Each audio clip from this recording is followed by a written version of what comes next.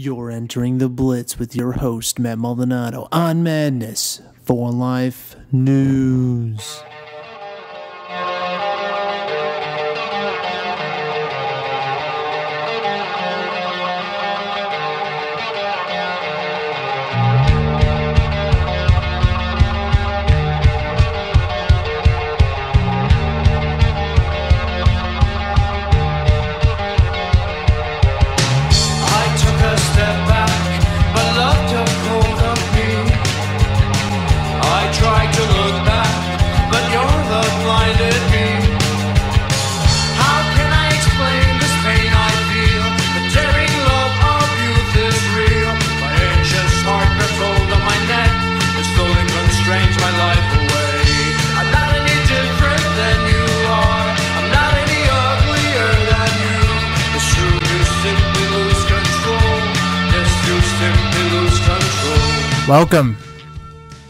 Welcome, ladies and gentlemen.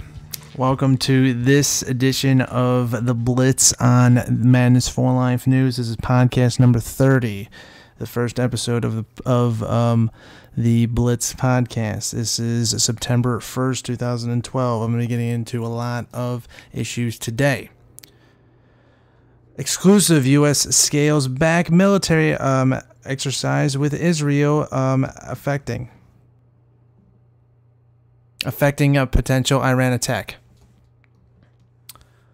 Getting into that right now.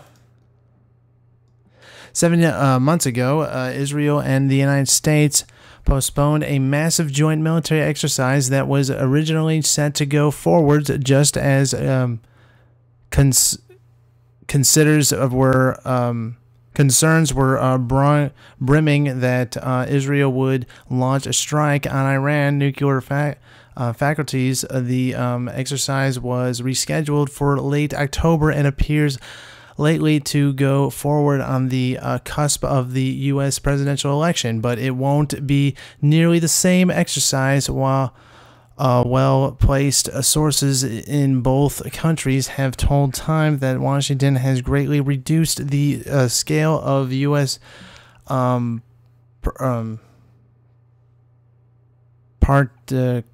Provocations, slashing by more than 2/3 the number of American troops going to Israel, and reducing both the number of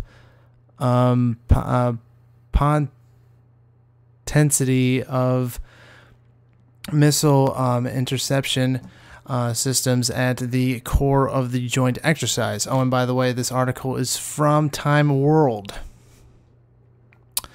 Basically, what the Americans are saying is, we don't trust you, a senior Israeli military official tells Time. The reductions are striking instead of the approximately 5,000 U.S. troops originally trumpeted for Tustry Challenge 12, as the annual exercise is called. The Pentagon will send only 1,500 serve members and perhaps as few as 1,200. Patriot anti-missile systems will arrive in Israel as planned. But the crews to operate them will not. Instead of two ballistic missile defense warships being dispatched to Israel waters, the new plan is to send one through. Even the remaining vessel is listened as a maybe, according to officials in both militaries. A Pentagon spokesman declined to discuss specifics of the reduced deployment, noting that planning for the exercise was classified. But in an emailed statement, Commander Wendy L. Snyder emphasized that the Israeli military has been kept informed of the changes throughout all the planning and coordination. We've been locked step with the Israel Defense Force, IDF, and will continue to do so, Snyder said. And it just continues on from there.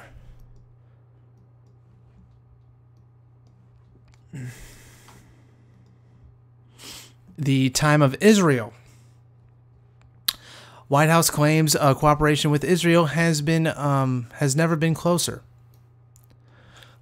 The White House on Friday dismissed statements made by Republican presidential candidate Mitt Romney on Thursday that the Obama administration had thrown allies like Israel under the bus regarding Iran's nuclear weapons program. Cooperation with Israel between our military and intelligence communities have never been closer. Under the Obama administration, White House Press Secretary Jay Carney told reporters assistance provided to Israel by the United States has been greater than it has been under President Barack Obama. Even we have an extremely close relationship with Israel, which is appreciated given our unshakable commitment to Israel's security. Romney, speaking the night before at the Republican National Convention in Tampa, Florida, had criticized Obama's status on Iran in his first TV interview as president. He said, we should talk to Iran. Romney said, we're still talking, and Iran's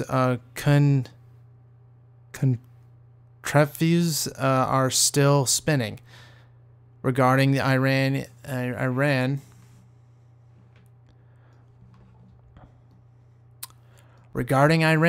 Carney retracted previous statements asserting the president's firm commitment that we must prevent Iran from acquiring a nuclear weapon. He pointed to Obama's record of foregoing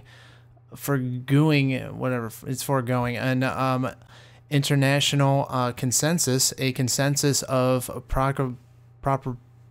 proclamation directed at Iran for refusing to give up its nuclear program. When President Barack Obama took office, the world was divided on the issue, and Iran was united.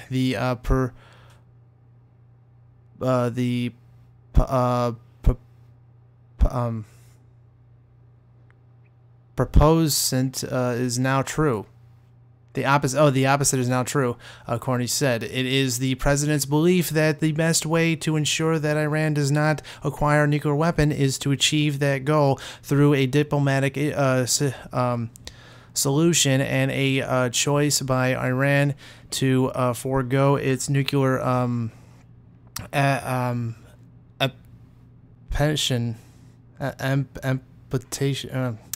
implication, whatever, he said.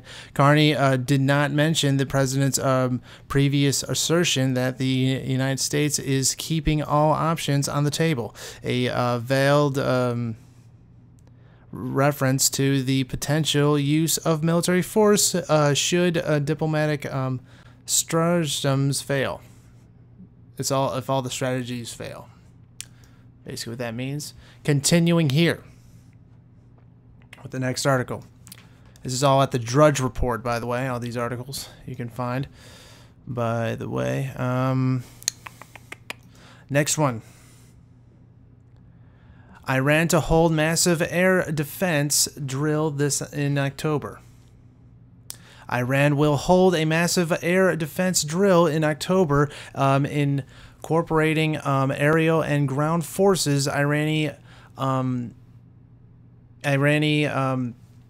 Air Defense Commander Brigadier General Farzad Al-Menali announced on Saturday. I'm sorry, I can't really say the name. You can actually find that article at the Times of Israel. This is the same type of publication as the other one, by the way.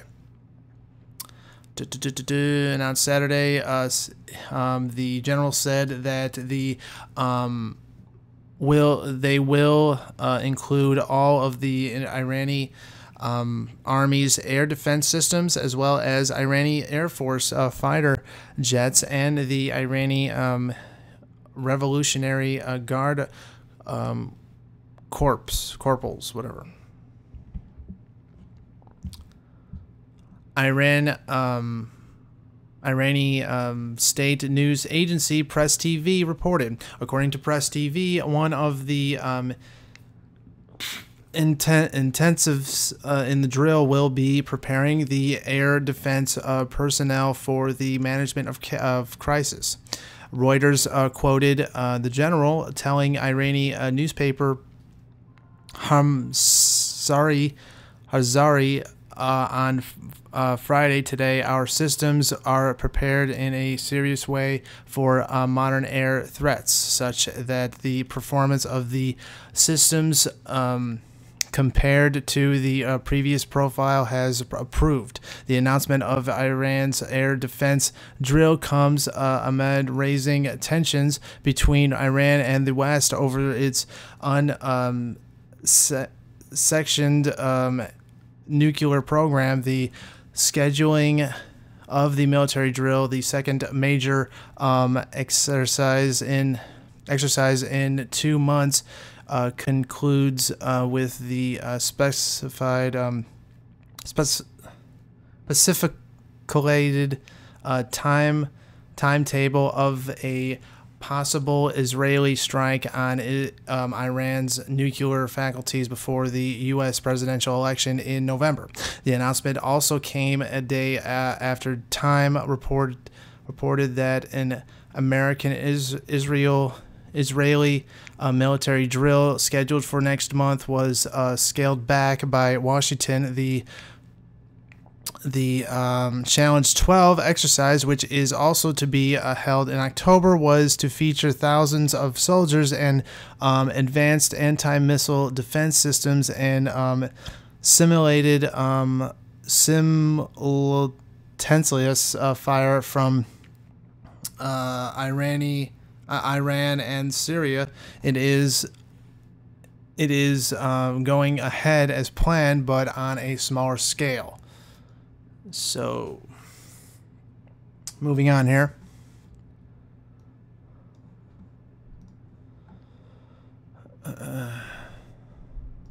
Feds end probe of America's toughest sheriff, Joe Arpaio, no charges. This is from the U.S. News, NBC News. NBCnews.com. By NBC News staff and wire services, the federal government has closed a criminal probe of alleged financial misconduct by Arizona lawman Joe Arpaio, who styles himself as America's toughest sheriff, and no charges will be filed, the U.S. Attorney's Office said on Friday. A separate federal investigation related to alleged litigations of civil rights abuse by Arpaio's office is continuing. The announcement on Friday marked the end of an investigation that began in October 2010 at the behest of the County Board of Supervisors to examine alleged financial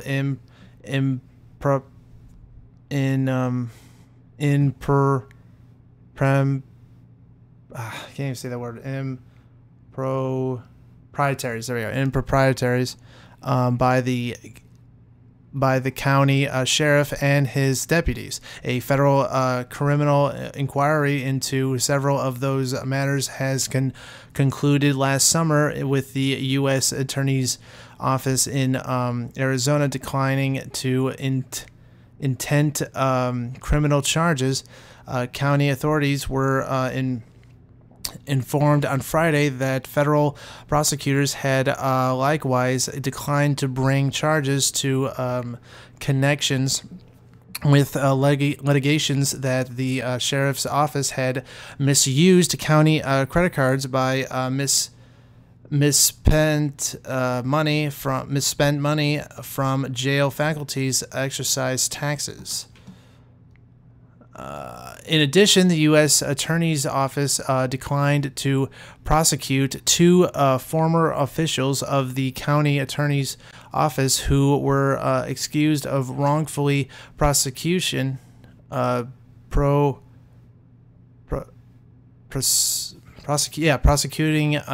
local judge. Assistant U.S. Attorney General Anne Birmingham, Sitchell, said in a statement that her office is closing its investigation into litigations of criminal conduct by current and former members of the county sheriff's office and the county attorney's office. Arpaio, who returned from the Republican National Convention on Friday, said he was very happy with the decision. I send my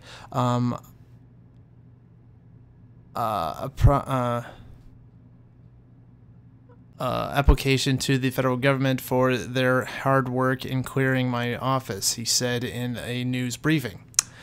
Arpaio, 80, who is seeking re-election to a sixth term as sheriff in November, has been under a separate federal inquiry since 2008 over alleged litigation that he and his deputies engaged in an extensive partnered of civil rights abuses.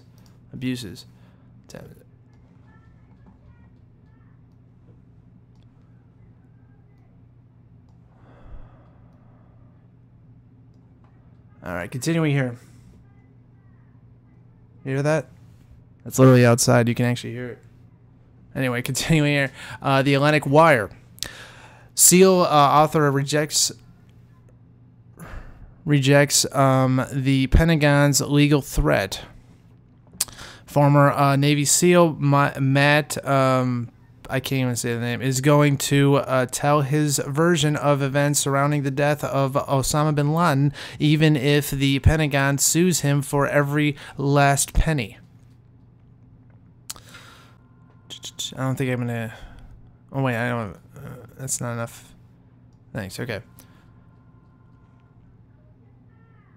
Last night, the Defense Department's top attorney wrote a letter to Matt threatening to use all remains legally available against him for the publication of No Easy Day, his first-hand account of the mission to kill bin Laden in Pakistan. You are in material breach of and violation of the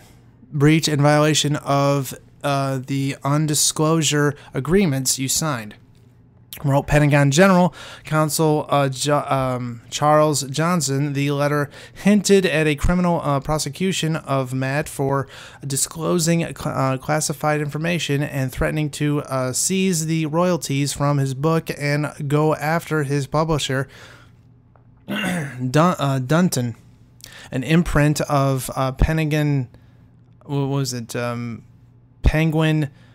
Group. In a written response, a lawyer representing Matt denied his client breached his undisclosed agreement in a letter to the Pentagon. The letter obtained by the Atlantic Wire refers to Matt under his pen name Mark Owen.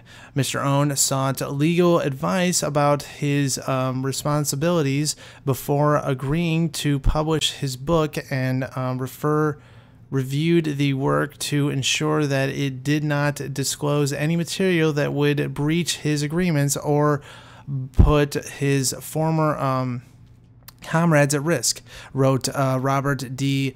Luskin, an attorney at D.C. lobbying Putin Bulgars Mr. Owens is proud of his service and respectful of his obligations, but he has earned the right to tell his story. According to the letter, the undisclosed agreement signed by Matt when he was a SEAL only appealed to specifically identified special access programs and not missions such as the May 1st, 2011 raid. That's an agreement that may came as a surprise to some legal experts who concerned the Pentagon's case against Matt a slam dunk given his failure to submit his book for pre-publication review. Attorney Scott Holds, an expert in government secrecy issues, tells the Atlantic Wire that Matt's lawyer appears to be looking out for the interests of Matt's publisher. I think this is the position of someone defending a publisher who is publishing a book that may have classified information in it, said Hoods. Bradley Moss, a Washington-based national security attorney, also expressed a concern that Matt is in over his head. And it shows you all of that, even the letter. So it continues on from there. Continuing here.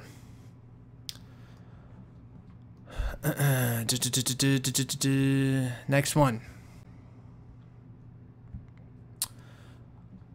Protesters promise big crowds in Charlotte. This is from the Weekly Standard. The Charlotte Observer reports that big protests and rallies are expected in Charlotte. Protesters planning rallies and marches in Charlotte say their actions during the Democratic National Convention will likely dwarf those in Tampa, where thousands of demonstrators were expected, but only hundreds showed up to the rain drenched Republican National Convention. A cross section of people represented 90 groups planning to demonstrate during the DNC said they plan to bring their enough is enough messages to Charlotte starting Saturday. Friday's press conference took place at the NODA office that has become the headquarters for many protesters in Charlotte. The Charlotte weather forecast calls for hot temperatures but mostly clear skies in Tampa. Hurricane Isaac washed out the first day of the protest, and intermittent rain throughout the week frustrated the efforts of protesters. We'll have more, said Luz Rodriguez, with Action NC,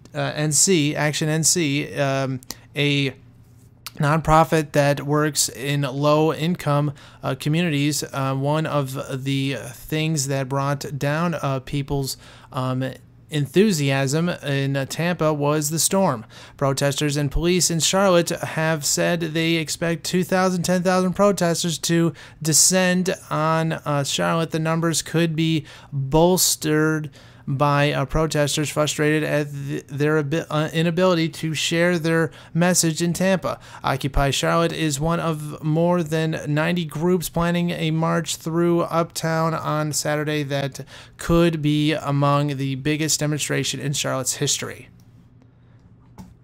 There we go. That's one. Another one.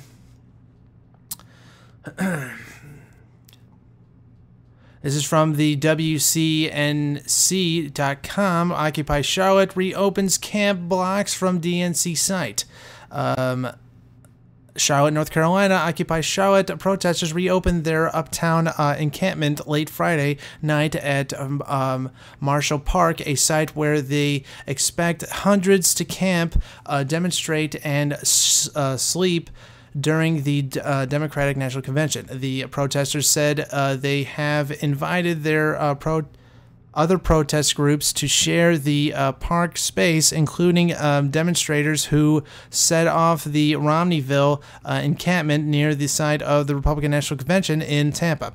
Occupy Charlotte organizers say they have talked with Charlotte Markburg police leaders who they said would allow the demonstrators to camp at Marshall Park throughout the convention. Buses containing as many as 100 people were expected to arrive by early Saturday morning. Through protesters said there could be many more by the end of the weekend. There's been some conventions with the city, said Scotty Wingfield, an organizer with Occupy Charlotte. He said, "We wanted to be in a public space. This is traditionally a park where people have met to protest."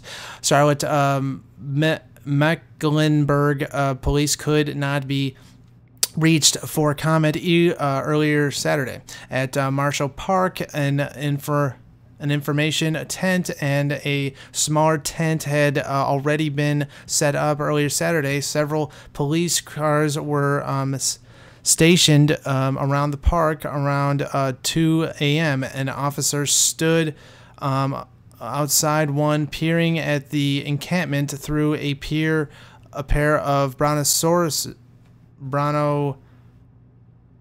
collars, whatever, last fall.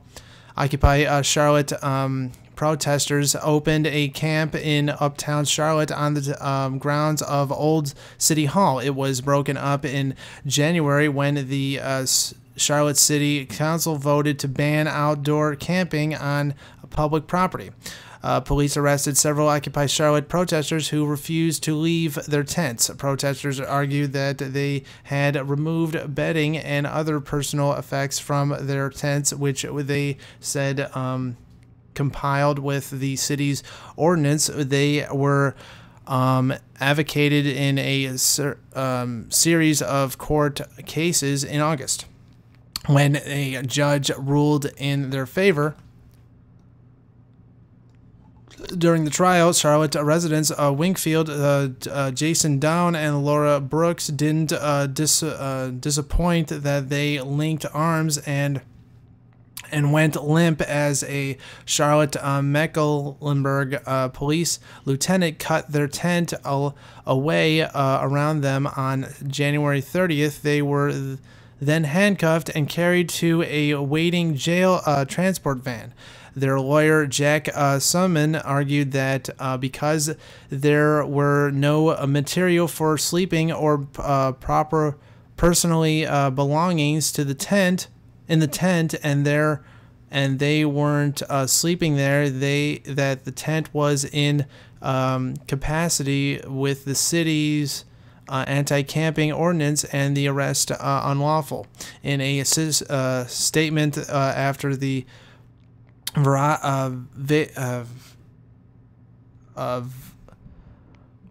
Veracity police said they wouldn't charge their strategy in response to such situations. Still, until late Friday, it was unclear how police would deal with the large mass of protesters expected to descend on uptown Charlotte. That's continuing here.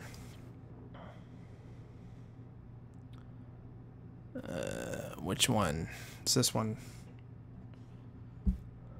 DNC security rules trigger free speech worries. Charlotte, North Carolina, starting Saturday, someone walked through Charlotte's central business district could run a foil of the law by carrying water bottles, hairspray, socks, or magic markers under sweeping security rules enacted ahead of the Democratic National Convention. It would take approximately strict reading of the rules for someone to be arrested simply for possessing one of those items. but the possibility exists, which worries protesters and free speech advocates. They fear authorities could trample on people's constitutional rights in the name of protecting public safety. The changes to city ordinance adapted earlier this year for, oh yeah, and by the way, this is CBS News. I forgot to say that. Sorry about that. This article is from CBS News. The changes to city ordinances adapted earlier this year for extraordinary events ban a long list of actions and items that would otherwise be legal from a more than 100 square block zone. The area includes spot as much as a mile from the sports venues where the Democratic Party events are to be held. The new rules have already been used for events before the convention and will remain on the books after it's over.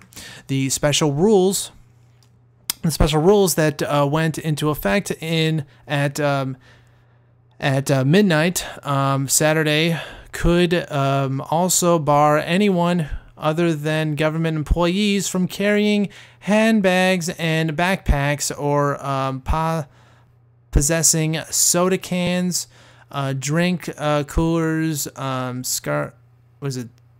scarves, bike helmets, baby strollers, or pets not specifically permitted as service animals.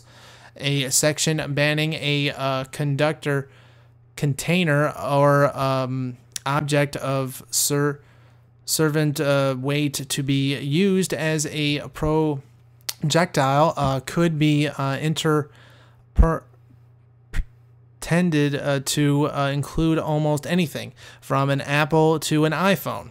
Those caught violating any of these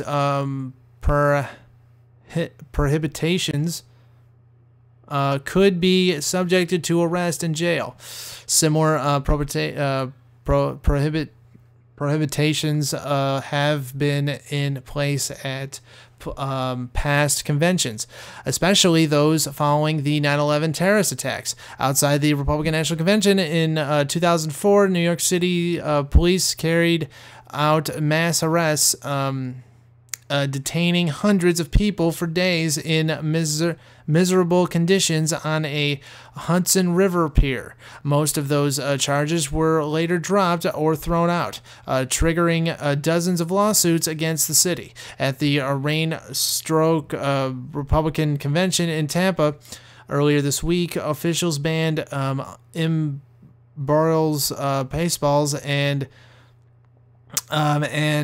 puppet making materials there. The rules went largely untested. After all, a fraction of the expected protesters showed up due to worries about Hurricane Isaac. Charlotte's uptown business district is more to the headquarters of Bank of America and substantial operations for Wells Fargo, two of the nation's largest financial institutions. The march on Wall Street South, scheduled for Sunday, is expected to draw thousands of protesters. Members of Occupy Charlotte, who are helping to organize the march, said turnout for that and other protests could get a boost from demonstrators deterred from Tampa by the weather at the other end of the political spectrum. Tea Party activists and other right-wing groups are also planning protests. City and police officials stressed that it's their responsibility to maintain law and order. There has been street violation at some recent high-profile events, such as the 2008 GOP convention in Minneapolis and the NATO summit in Chicago this year. History has shown, unfortunately, that while the vast majority are law-abiding and peaceful, expressing their First Amendment rights, a number of folks use the opportunity of large crowds and a platform to cause harm and violence, said Charlotte City Attorney Robert Hungman, who helped draft the extraordinary event ordinance. And it just continues on from there.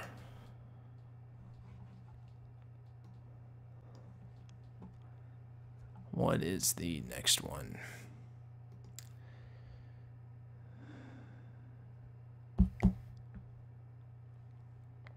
RNC ratings night 3. Romney results in ratings rise. Only the FNC retains viewership compared to 2008. This is from tvnewser.com. Yeah. No, it's mediabestro.com. Yeah. All right, anyways, continuing here. Night 3 of the Republican National Committee accumulated in a speech from GOP nominee Mitt Romney, and the ratings rose accordingly. As was the case during the first 2 nights of the RNC, Fox News Channel was the most watched TV news outlet, based the broadcast networks from 10 to 11 p.m. last night, whatever the gap between FNC and its competitors was even wider. And as it topped the next 2 networks, NBC and ABC, combined in total viewers, every outlet expected NBC approved on its Tuesday night ratings in both total viewers and the adults 25-54 demographic. Compared to the final night of the 2008 RNC, it was a different story, however. Fox News was just about fault compared to 2008, losing around minus 2% of its viewers, while NBC minus 56%, and ABC minus 26%, CBS minus 30%, CNN minus 52%, and MSNBC minus 25%. We're down mid-double digits. From 10 until around 11:20 p.m., when all of the networks were televising the RNC, Fox News averaged 9.06 million total viewers, including 2.56 million adults 25 to 54. ABC News undertook NBC for the number 2 slot, averaging 4.44 million viewers, including 1.61 million adults and 25-54. NBC was next with 3.85 million viewers, including 1.46 million adults. 25-54, followed by CBS with 3.73 million viewers, including 1.51 million adults, 25-54. CNN drew 2.33 million total viewers and 903,838 adults, 25-54, with MSNBC bringing in 1.88 million viewers, including 625,712 adults, 25-54. From 8 to 11 p.m., FNC averaged 6.61 million total viewers, including 1.63 million adults, 25-54. CNN averaged a 1.66 million viewers, including 580,648 adults, 25-54. And MSNBC brought in 1.5 million total viewers and 464, 809 adults, 25 to 54. Interesting. And the last article for today is... boom.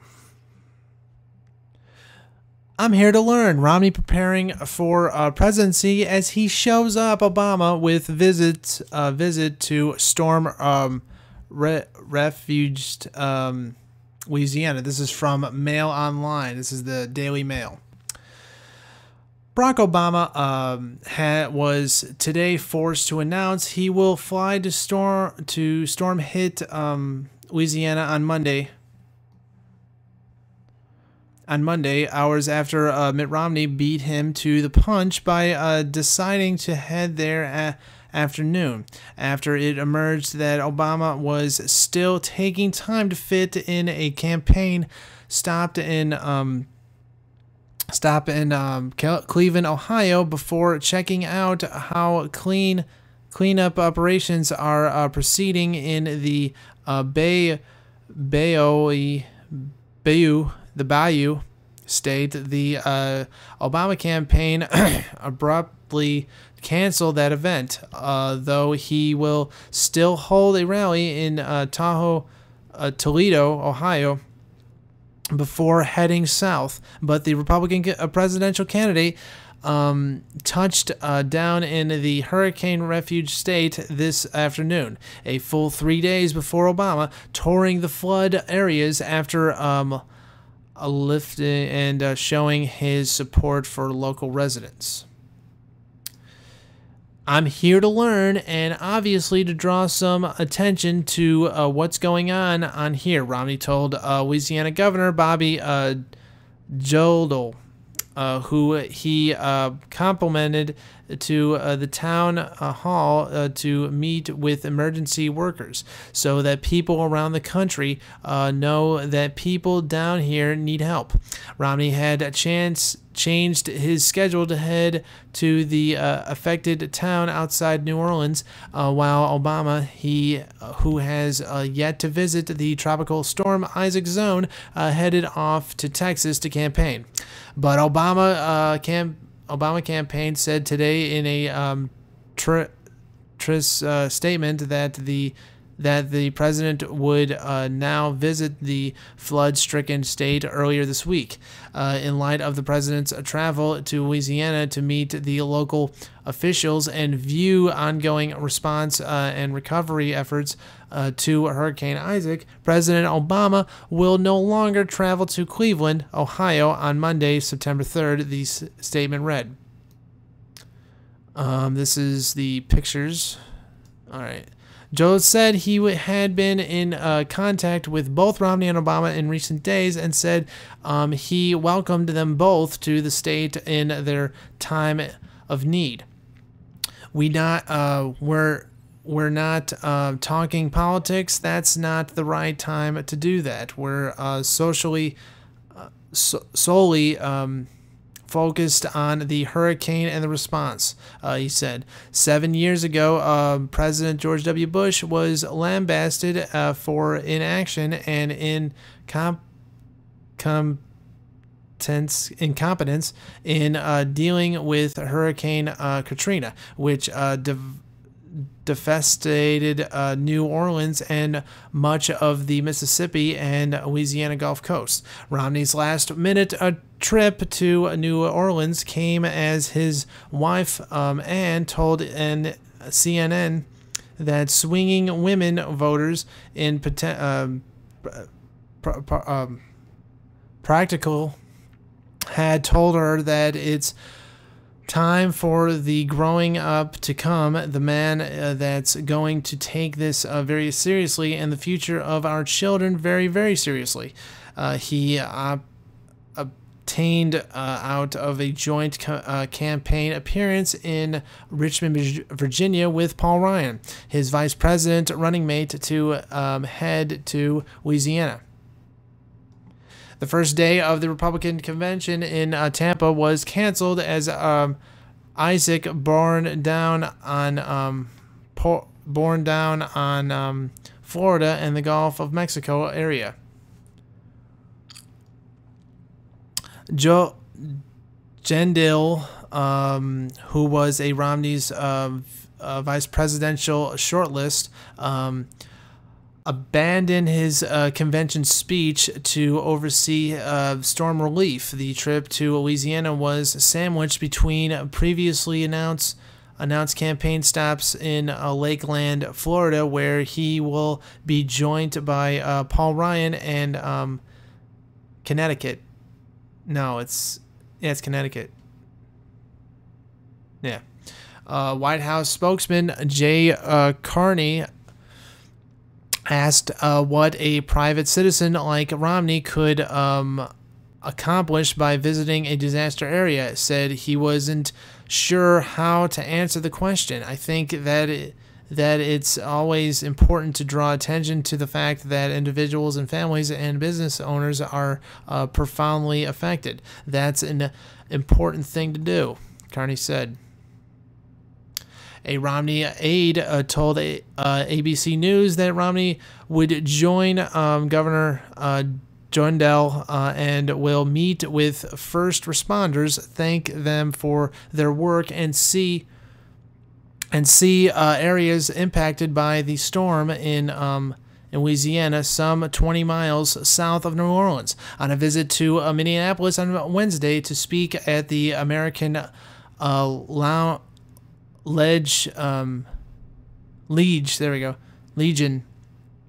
Legion convention, Romney joked about the storm before expressing his concern.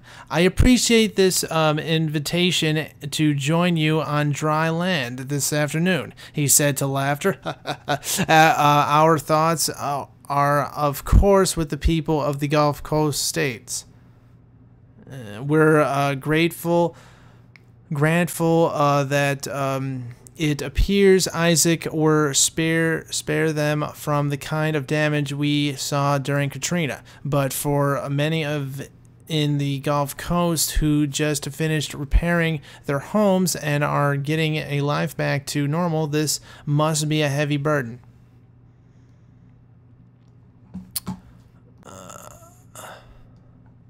So today our thoughts are with them, our prayers go out to them, and our country must do all we can to help them recover.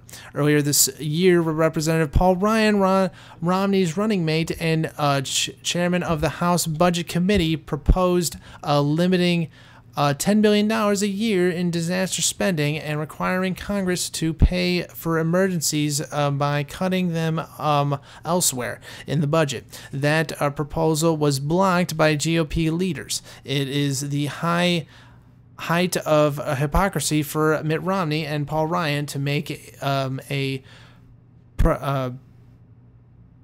pretentious of showing sympathy for the victims of Hurricane Isaac when their policies would leave those affected by this disaster stranded and on their own, said Senator Majority Leader Harry Reid, Democrat of Nevada.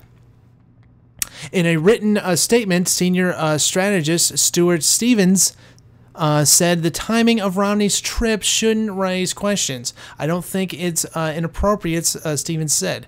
Emergency crews were assisting victims of Hurricane Isaac, which hit the coast with wind speeds of 80 miles per hour on Tuesday and brought flooding to the area before it was downgraded to a tropical storm. The storm, which is lumbering north at a pace of just 5 miles per hour, has claimed 4 lives in Mississippi and Louisiana, ravaged homes with as many as 18 inches of flood water, and left more than 900,000 people without power. And that is it. Okay, and I'm going to be ending this podcast right now. That is it for today. You can follow those articles at drudgereport.com, and I'm going to be getting into other reports tomorrow. So you can follow me on the links below. You can hit that subscribe button if you like this podcast, and you can also follow the song that you heard was from Close to Modern, Night Owls, and I will put the links below so you can follow them, as well as have a good night, ladies and gentlemen, and I will talk to you tomorrow, and God bless America.